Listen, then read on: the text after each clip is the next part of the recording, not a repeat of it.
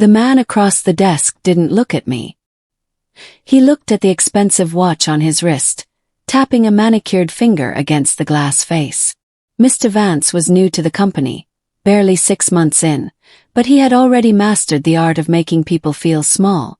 Beside him sat Ms. Anya Reed from Human Resources. She was staring at a folder in front of her like it contained the secrets of the universe, refusing to meet my eyes. The silence in the glass-walled office was thick, heavy, and suffocating. "We have to think about reputational risk, Clara," Vance said finally, still not looking up. His voice was smooth, practiced, and utterly devoid of warmth. "Synergy is a brand built on professionalism. We cannot have loose cannons in leadership roles." He slid a thick packet of papers across the polished mahogany table. The header read Severance Agreement and General Release. My heart hammered against my ribs. I felt a cold sweat prickling on the back of my neck. "Reputational risk?" I asked, my voice trembling slightly despite my best efforts to keep it steady. "Mr. Vance, I've been the director of analytics for 5 years. My team just secured the biggest contract in company history." "What are you talking about?" Anya Reed finally spoke. Her voice was robotic. "We received a complaint, Clara, last Tuesday evening. You were overheard having a loud, emotionally volatile personal phone call in the open plan area after hours. It was disturbing to other employees." And blinked. "Tuesday. I was here until 9 o'clock finishing the quarterly forecast. The office was empty." "A complaint? From whom?" "The cleaning crew." "Anonymous," Vance cut in, his eyes finally locking onto mine. They were cold, hard, and smug. "It breached our code of conduct regarding professional demeanor. We are terminating your employment effective immediately. This severance is generous. Sign it, take the money, and leave quietly. If you fight this, we will mark your file as ineligible for rehire due to gross misconduct. Things will get messy." He pulled a pen from his suit pocket and set it on top of the paper. It clicked against the table like a gunshot. "Sign it now," he whispered. I looked at the pen. I looked at Vance's smirk. Then a strange calm washed over me. I pushed the papers back toward him. "I think I'll call my lawyer first." 3 months earlier, the air in the office felt different. It was lighter, filled with the hum of productivity rather than fear. I had just celebrated my 5th anniversary at Synergy. I wasn't just an employee. I was a fixture. I had built the analytics department from a closet-sized room into the company's beating heart. My pride and joy was the C model, a predictive forecasting tool I had coded from scratch. It could predict market trends with 80% accuracy, something no other firm in our sector could do. Then came Mr. Vance. He was hired as the new VP of Operations. From day one there was friction. He didn't understand data. He understood buzzwords and power plays. In our first strategy meeting, he interrupted me 4 times. He questioned my data not because it was wrong, but because he didn't understand the math. I remember the first real red flag. It was a Tuesday morning meeting with the executive board. I had prepared a slide deck showing how the C model could optimize our supply chain. I presented for 20 minutes, answering questions, diving deep into the analytics. The CEO, a busy man who rarely smiled, actually nodded in approval. "Good work," the CEO said, looking at the screen. Before I could say thank you, Vance cleared his throat. He stood up, buttoning his suit jacket. "Yes, exactly as I directed Clara to focus on. I'm glad my vision for the supply chain is finally taking shape on paper." Froze. Directed me. He hadn't even seen the slides until this morning. He had actually argued against this approach in our pre-meeting. I looked at him, shocked. He didn't even glance at me. He just soaked in the CEO's approval like a sponge. Later at my desk I tried to shake it off. "It's just corporate politics," I told myself. "He's new. He needs a win. Let it go." But looking back, that was the moment the target was painted on my back. Vance realized 2 things that day. I was smarter than him, and I had the CEO's ear. To a man like Vance, Competence wasn't an asset in a subordinate. It was a threat. 2 weeks before the firing, the atmosphere had shifted from tense to toxic. But I kept my head down. The C model was performing miracles. We were on the verge of landing the Apex account, a multi-million-dollar client that would secure our bonuses for the next 3 years. The technical requirements for the Apex pitch were incredibly complex. I needed to document every specification perfectly for the engineering team. I didn't trust Vance to relay the information correctly. He had a habit of over-promising and under-delivering. So, I started using a voice recorder app on my phone during my brainstorming sessions to capture my own notes and dictations. I was in the small conference room, the recorder running on the table, hidden beneath a stack of printouts. I was talking through the data encryption protocols when the door banged open. It was Vance. He didn't knock. He looked agitated. He closed the door behind him and leaned against it, crossing his arms. "Clara," he said, his voice dripping with condescension, "we need to have a chat about your tone in emails." "My tone?" I asked, confused. "I just sent the quarterly report." "You corrected my figures," he snapped. "In front of the team. On the email chain. Your figures were wrong, Mr. Vance. If we used them, we would have lost money." He walked over to the table, looming over me. He had no idea the phone under the papers was still recording. "Let me explain something to you," he said, his voice dropping to a menacing whisper. "I don't care if the numbers are right. I care about the hierarchy. You make me look bad again and I will make an example of you. I will burn your reputation so thoroughly you won't get hired to manage a lemonade stand. Do you understand? People who don't respect the food chain get eaten." He stared at me for a long moment, then turned and walked out. Later that night I played back the audio. I heard the door bang. I heard his threats. "I will burn your reputation." A cold knot of dread formed in my stomach. This wasn't just a bad boss. This was a man planning a war. And I had just accidentally captured his declaration of war on tape. Sitting in the lobby of the building, holding the box containing my personal belongings, my mind raced. The firing had happened so fast. Breach of conduct. Loud personal phone call. I replayed last Tuesday in my head. I had stayed late.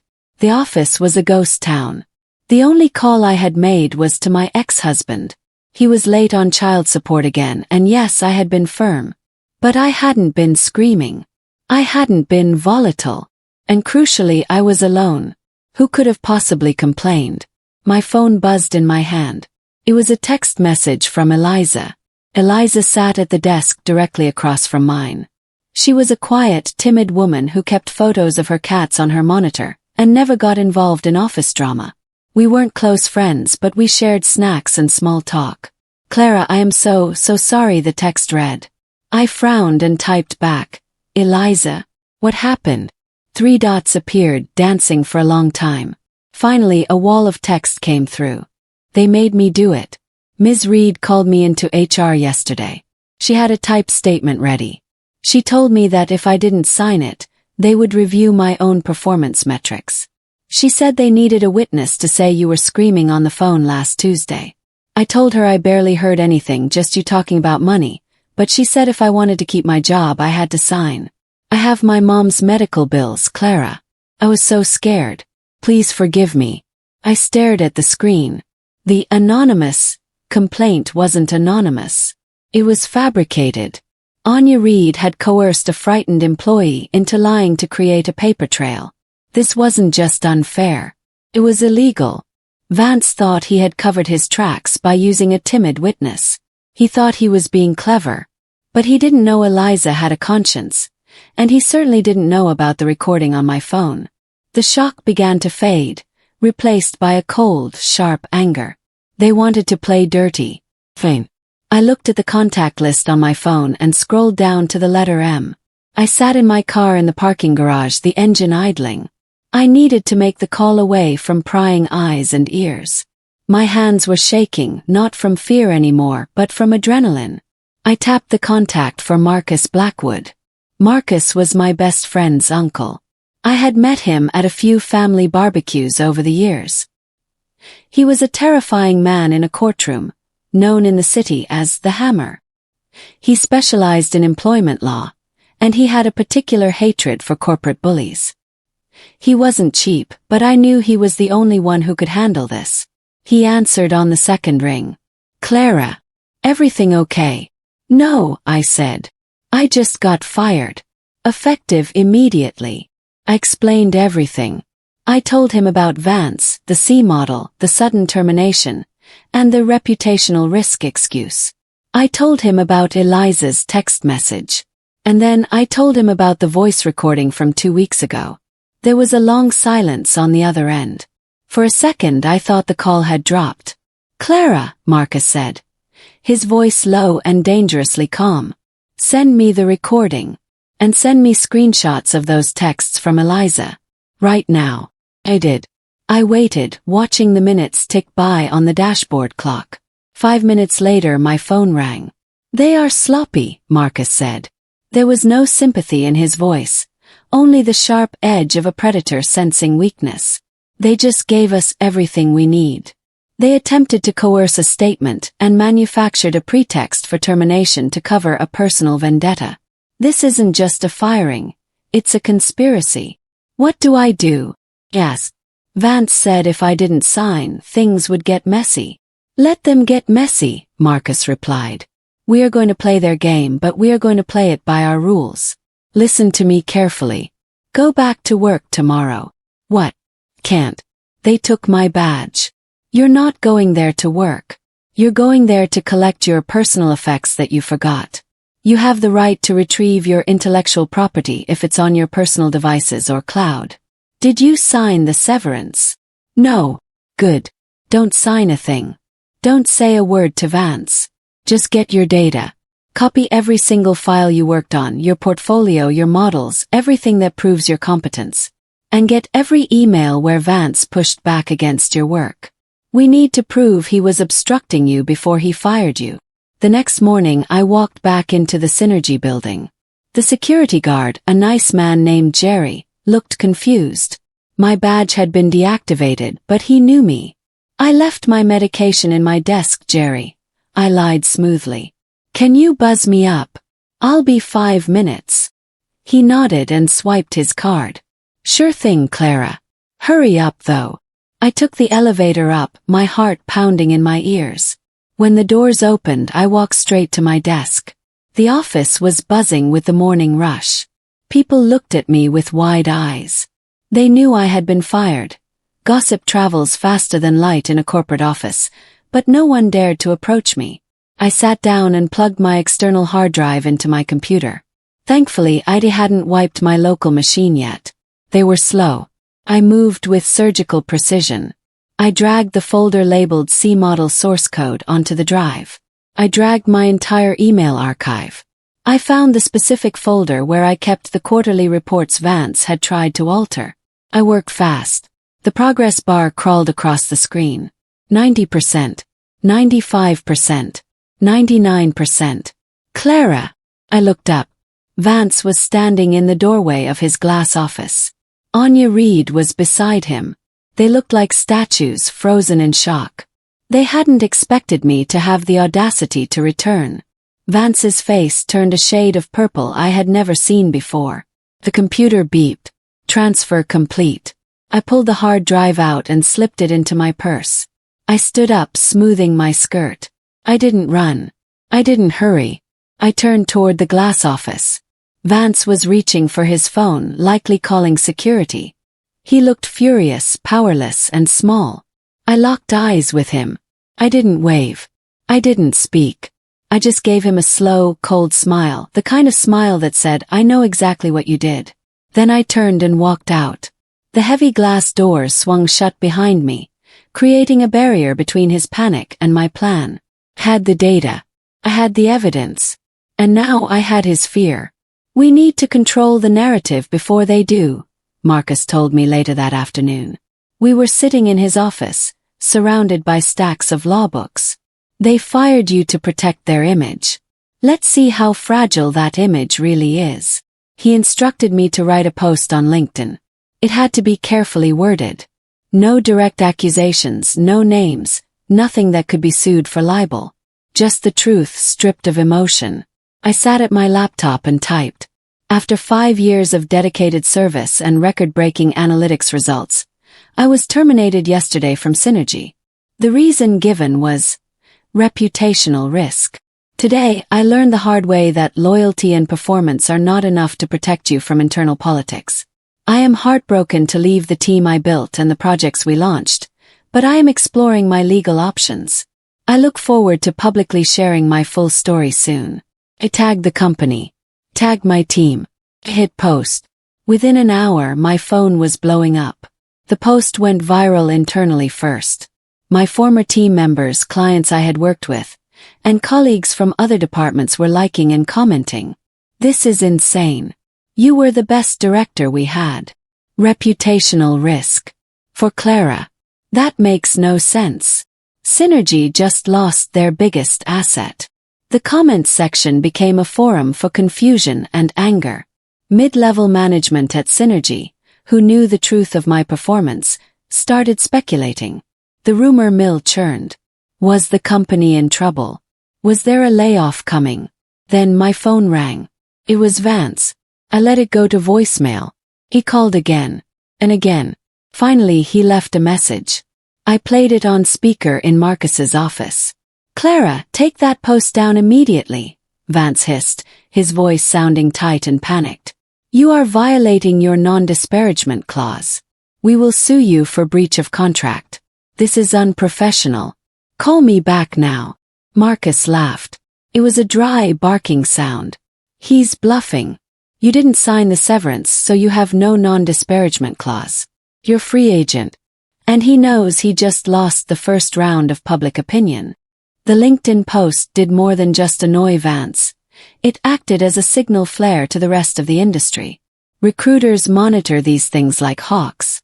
When a high performer suddenly leaves a major company under mysterious circumstances, competitors smell blood in the water. 2 days later I got an email from Apex Global.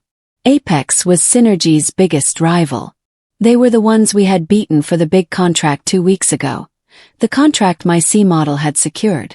The email was from their VP of Talent. Clara, we saw your news. We've always admired your work from afar. We'd like to talk.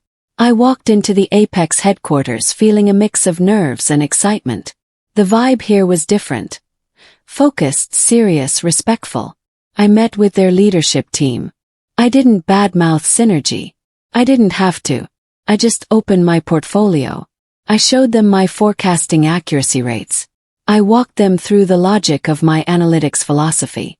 I showed them legally the types of models I could build, without revealing Synergy's proprietary data. But the implication was clear. I built the weapon that beat you. Now I can build a better one for you. They didn't hesitate. They offered me a position as Senior Director of Strategic Data. It came with a 40% salary increase, a signing bonus, and a clear mandate. Use my skills to aggressively target Synergy's market share. We know why you won that last contract, the Apex CEO told me, shaking my hand. It wasn't Synergy's brand. It was your math. We want that math here. I walked out of the building with an offer letter in my bag. I had a start date in 4 weeks. I sat in my car and stared at the letter. Synergy had tried to discard me like trash. Instead, they had just handed their biggest competitor the blueprint to their own destruction. With my future secured, I turned my attention back to the past. Something about the situation at Synergy still didn't add up. Why was Vance so protected? Why would Anya Reed, a veteran HR manager, risk her own career to forge a witness statement for a guy who had only been there for 6 months? I called an old contact, a woman named Beverly who worked as an executive assistant in the C-suite at Synergy. She had retired a month ago, so she had no loyalty left to the company. We met for coffee. Beverly, I asked, stirring my latte. What is the deal with Vance? He's incompetent, he's rude, but the CEO treats him like gold. Beverly looked around the cafe, then leaned in close. You didn't know. Know what? Vance is the CEO's nephew. His sister's son. My jaw dropped. No, that's impossible. Their last names are different. His mother remarried, Beverly whispered. It's a huge secret. The CEO put him in that VP role to groom him. He wants Vance to be the next. That's why he couldn't have you making him look bad. Every time you corrected Vance's math, you were insulting the heir to the throne. It all clicked into place. The protection, arrogance, the silence from the top. Vance wasn't just a bad hire. He was family. And Anya Reed. She probably had orders directly from the CEO to keep the nephew happy and looking successful, no matter the cost. I realized then that the rot went all the way to the head of the snake. This wasn't just about a wrongful termination suit anymore. This was about exposing a culture of nepotism that was jeopardizing the entire company. The CEO was willing to burn his best employees to protect his incompetent family member. I called Marcus as soon as I left the cafe. It's nepotism, I told him. Vance is the CEO's nephew. Well, Marcus said. That explains the cover-up. And it raises the stakes. We aren't just fighting a manager. We're fighting the dynasty. For the next 4 weeks I went dark. It was a calculated silence. Marcus advised me not to respond to any of Synergy's emails or calls. And they were calling. After the LinkedIn post, and after the rumors started swirling, they sent several emails offering to renegotiate the severance terms. I deleted them. I focused entirely on preparing for my role at Apex and building the legal case with Marcus. We organized the timeline. We transcribed the voice recording. We printed the text messages from Eliza. We built a dossier that was practically bulletproof. The silence was driving Vance crazy. I knew it because my former colleagues were texting me updates. Vance is freaking out, one text read. He's trying to run the C model for the new client, and he can't figure out the variables. He's screaming at everyone. Another text from Marcus, my old team member, not the lawyer, came in a week later. It's a disaster. The forecasts are off. The client is asking questions we can't answer. Vance told the CEO everything is under control, but the new contract is bleeding money. I sat in my living room, reading the texts with a grim satisfaction. The C model wasn't just a plug-and-play program. It required constant calibration, a deep understanding of the data inputs. I was the only one who knew how to tune it. By firing me, Vance had thrown away the keys to the car while driving 80 miles an hour. He thought he could just replace me. He thought the system ran itself. Now, he was learning that you can't nepotism your way through complex mathematics. Waited. The 4-week window was closing. My start date at Apex was approaching. And Synergy was slowly suffocating in the vacuum I had left behind. The silence broke on a Tuesday morning, exactly 1 month after I was fired. My personal phone rang. It wasn't Vance. It wasn't HR. It was a number I recognized instantly. It was the director of operations for the huge client we had just signed, the one my model had won over. I hesitated. Taking this call was risky. But I answered. Clara. His voice sounded strained. Look, I know you're not with Synergy anymore. I saw your LinkedIn. But I need a straight answer. Off the record. Hello, David, I said politely. I really shouldn't be discussing Synergy business. I'm not asking for business, he interrupted. I'm asking for a sanity check. The reports Vance is sending us. The numbers don't look right. The predictive inventory is way off. We're about to order $3 million in raw materials based on this model. If it's wrong, we take a massive loss. Is the model stable? Pause. I held the power to save Synergy right now. I could tell him how to fix it. I could give him the variable adjustment that Vance was missing. But Synergy had fired me. They had threatened me. David, I said slowly. I cannot comment on the current state of the model because I have been locked out of the system. However, if I were you, I would triple-check the integrity of the data inputs before signing that purchase order. The model is only as good as the person running it. There was a long silence on the line. Understood, David said. Thank you, Clara. He hung up. 2 hours later, the news hit the grapevine.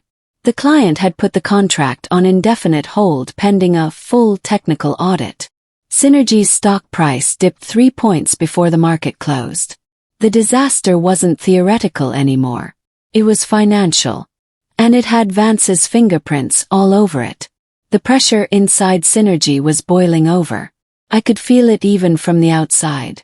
And the weakest link in their chain was about to snap. Eliza called me that evening. She was crying. "Clara, I can't do this anymore," she sobbed. "I see what's happening. Everyone is miserable. Vance is blaming everyone for the contract pause. And I feel so guilty. Every time I see your empty desk, I feel sick." "It's okay, Eliza," I said gently. "You were scared." "I want to fix it," she said, her voice finding a shred of strength. "I want to tell the truth. Anya Reed threatened me. She said she'd fire me if I didn't lie about your phone call. I want to retract my statement." My heart soared. This was the golden ticket. But I knew we had to be careful. If she retracted it now, purely internally, HR might just bury it or actually fire her before we could use the testimony. "Eliza, listen to me," I said. "Don't go to HR yet. Don't say anything to Vance. You need to write down exactly what Anya said to you. Date, time, location. Keep that record safe. When the time is right, my lawyer will contact you. Are you willing to speak on the record if it comes to a legal deposition?"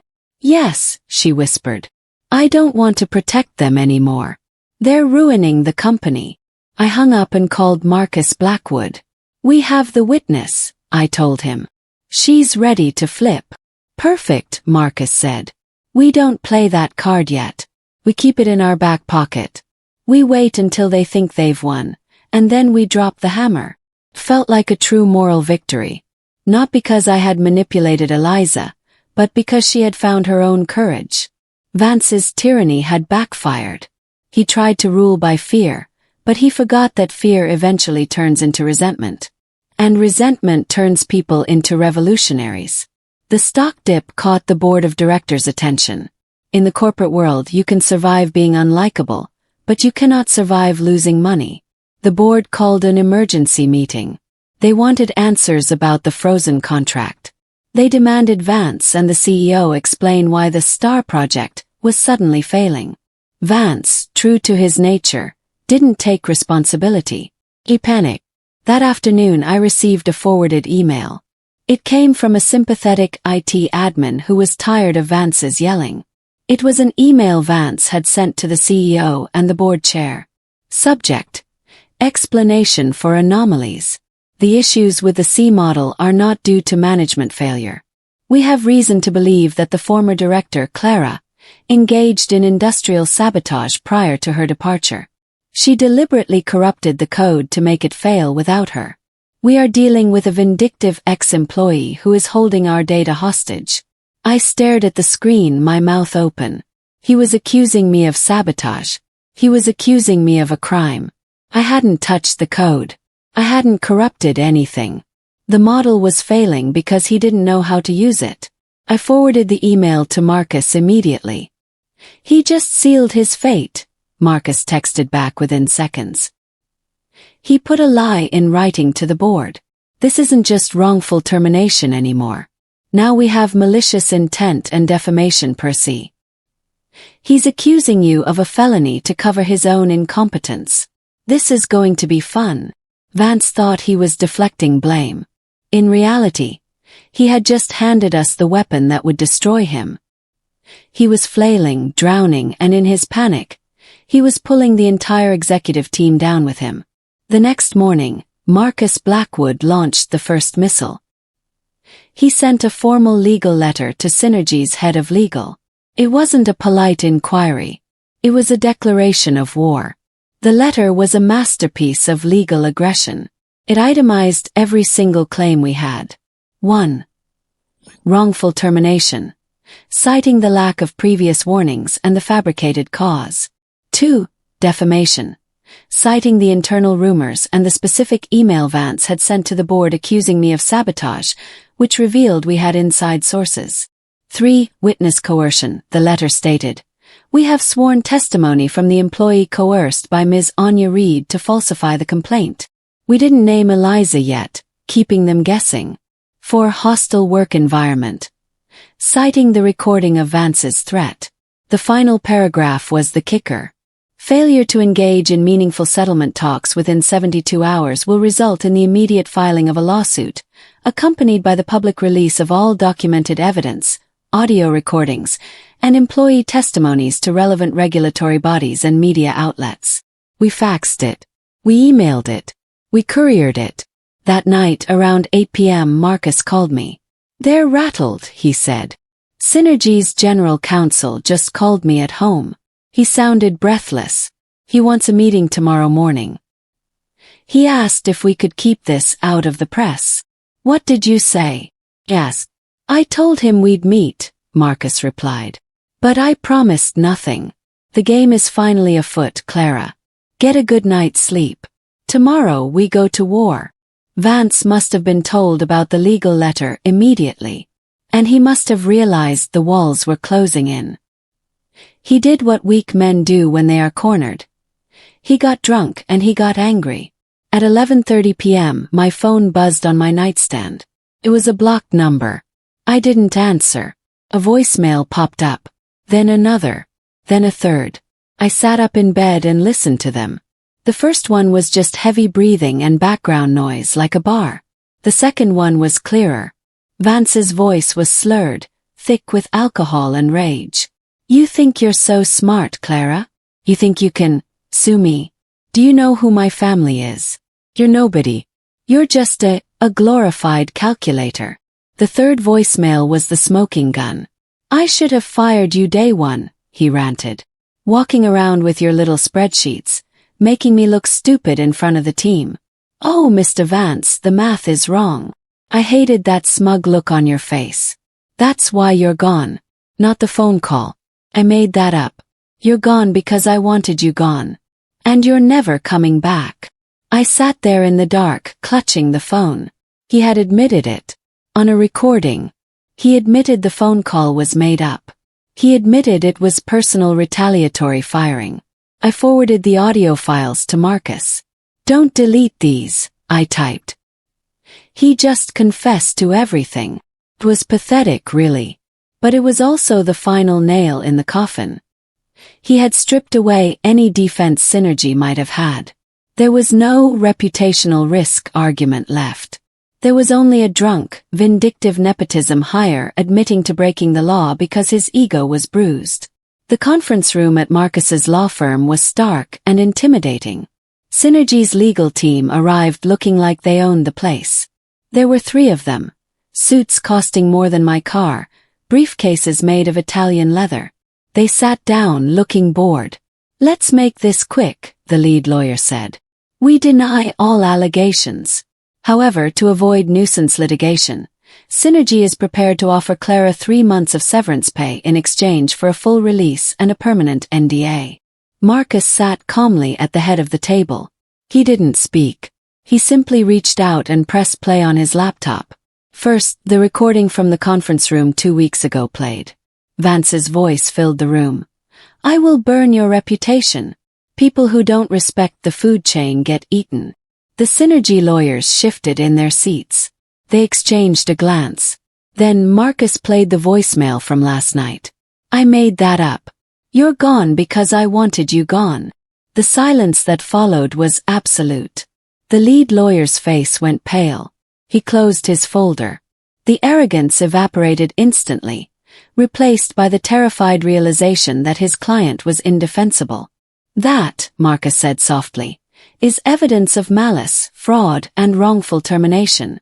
And we have a witness willing to testify that HR coerced her into signing the fake complaint. So let's try this again. You aren't offering 3 months of severance. You are begging us not to destroy your client." The Synergy lawyer swallowed hard. He looked at me, then at Marcus. "What is your actual demand, Mr. Blackwood?" he asked. His voice barely a whisper. Marcus looked at me. We had rehearsed this. "First," Marcus said, sliding a paper across the table, "we want 2 years of full salary, plus damages for defamation and emotional distress. That totals $400,000. The lawyers winced but didn't argue. They knew it was cheaper than a trial. Second, Marcus continued, Clara requires a mutual NDA, but with a specific exemption.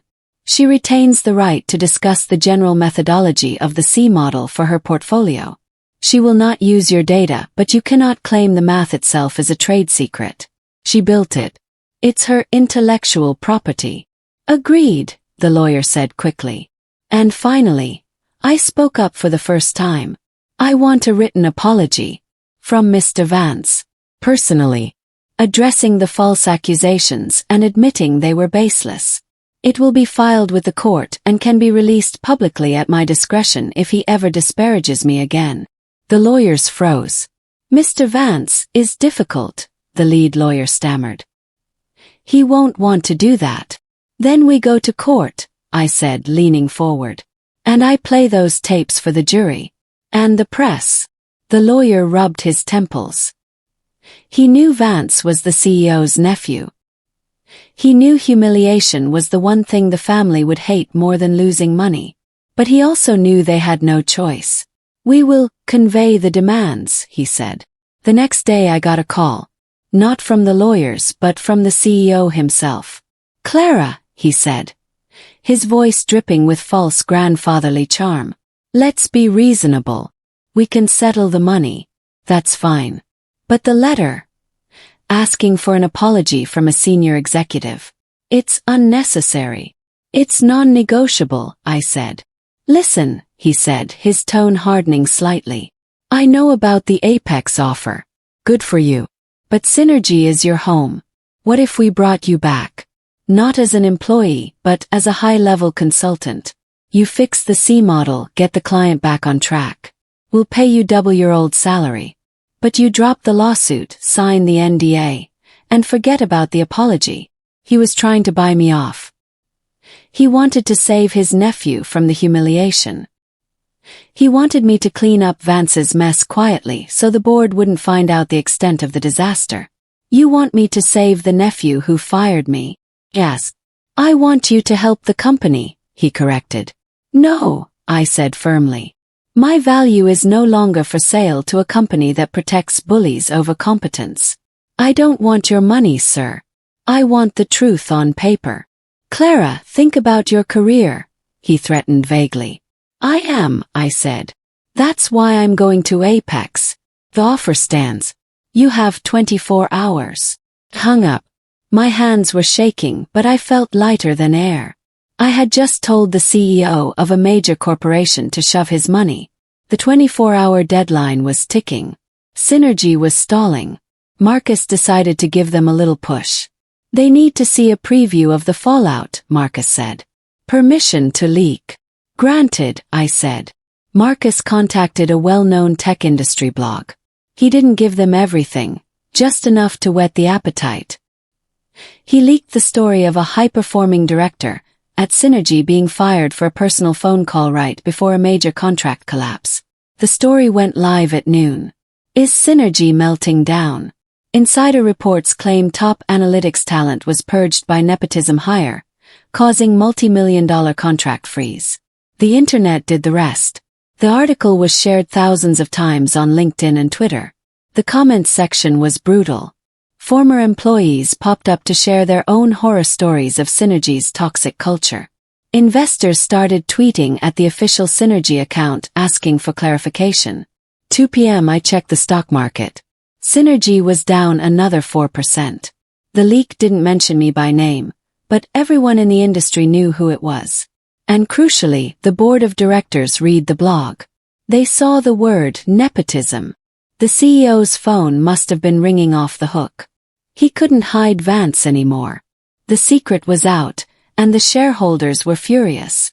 The pressure cracked the final tile in their defense.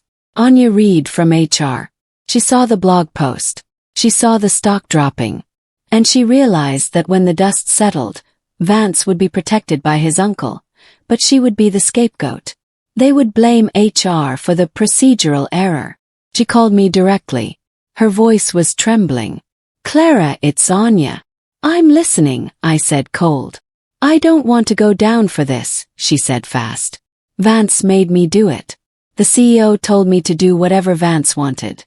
If I give you a deposition, if I write it all down, that it was a conspiracy from the start, will you agree not to name me in the lawsuit? I looked at Marcus. He nodded. If you tell the whole truth, I said. And you provide the documentation of the CEO's involvement. I have emails, she said. The CEO emailed me saying, handle Clara, Vance needs the lane clear. I have it all. Send it to my lawyer, I said. An hour later Marcus had the emails. It was over. We had proof the CEO was directly involved in the wrongful termination to protect his nephew. This was no longer just a lawsuit. It was grounds for the board to remove the CEO for breach of fiduciary duty. We held the nuclear launch codes. Marcus called Synergy's legal team one last time. The price has gone up, he said cheerfully. We offered $400,000, the lawyer screamed. That was before we received evidence implicating the CEO directly, Marcus said. And before we received the HR director's deposition. Now the price is $800,000, plus legal fees, plus the apology letter, plus a public statement acknowledging Clara's wrongful termination to clear her name. That's extortion. No, that's the cost of doing business when your business is fraud, Marcus replied. You have until 5 p.m. today. Or we file the suit, and we attach the CEO's emails to the public record. There was silence on the line. The lawyer knew he was beaten. If those emails came out, the CEO would be fired by the board instantly. The entire executive team would be gutted. Hold on, the lawyer said. He put us on hold for 10 minutes. When he came back, his voice was defeated. We accept all terms. When can we sign? The fallout happened fast. To save himself, the CEO had to make a sacrifice. He couldn't save Vance anymore. The leak, the legal threat, the money, it was too much. At 4:30 p.m., Marcus texted me a screenshot of an internal memo that had just gone out to all Synergy staff. Effective immediately, Mr. Vance has resigned from his position as VP of Operations due to irreconcilable differences regarding leadership ethics. Synergy is committed to a culture of integrity. I laughed out loud. Irreconcilable differences. They threw him under the bus. The memo went on to say that the company was conducting a full review of its HR practices.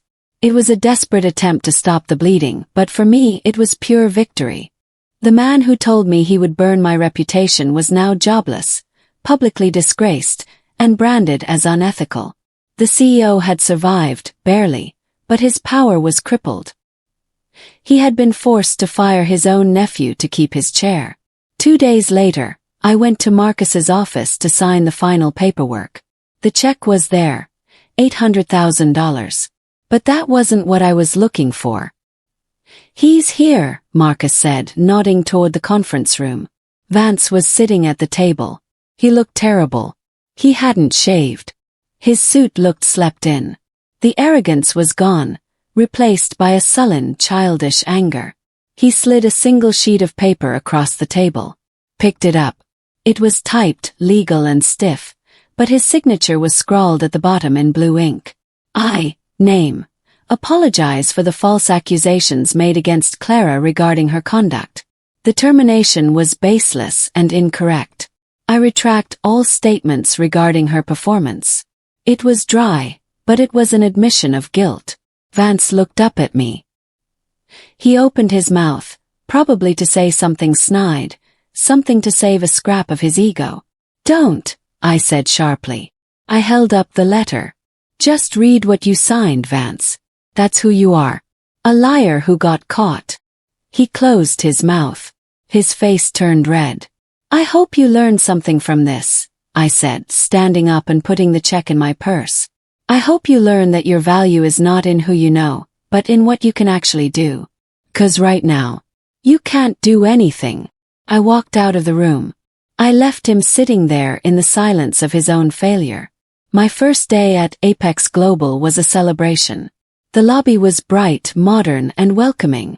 The CEO met me personally. He was a sharp contrast to the leadership at Synergy. He was direct, engaged, and visibly excited. "Clara," he said, shaking my hand. "Welcome aboard. I have to tell you, the market is buzzing. Synergy is still trying to figure out your old model. Their clients are calling us." He led me to my new office. It was a corner suite with a view of the city. "We aren't just hiring you to do analytics," he said. "We're creating a new division. Strategic forecasting. You're the head. We want you to build the next generation of the C model. Bigger, faster, better. And we're giving you the budget to hire your own team." He handed me a key card. "We want to win," he said. "And we know you're the one who knows how to do it." I looked around the office. It was everything Vance had tried to take from me, multiplied by 10. I realized then that getting fired was the best thing that ever happened to me. It forced me to leave a toxic pond and swim in the ocean. I stood by the window, looking out at the skyline. I could see the Synergy building in the distance, a gray block against the blue sky. I thought about the money in my bank account. I thought about the scholarship I was setting up with part of the settlement, the Clara V. Initiative, for women in data science. I was going to help other women build the skills they needed to be undeniable. I heard through the grapevine later that Vance was struggling. The industry is small. No one wanted to hire the guy who crashed a multi-million-dollar contract and got sued for fraud. Last I heard, he was working a low-level sales job at a logistics firm, reporting to a manager 10 years younger than him. They tried to silence me to protect their image. They thought I was just a number on a spreadsheet, easily deleted. But they forgot that I was the one who wrote the formulas. In the end, they created the one voice powerful enough to destroy their reputation. I turned away from the window and sat at my new desk. I opened my laptop, ready to build something new. Know your worth. Document everything. And never, ever be afraid to call the lawyer.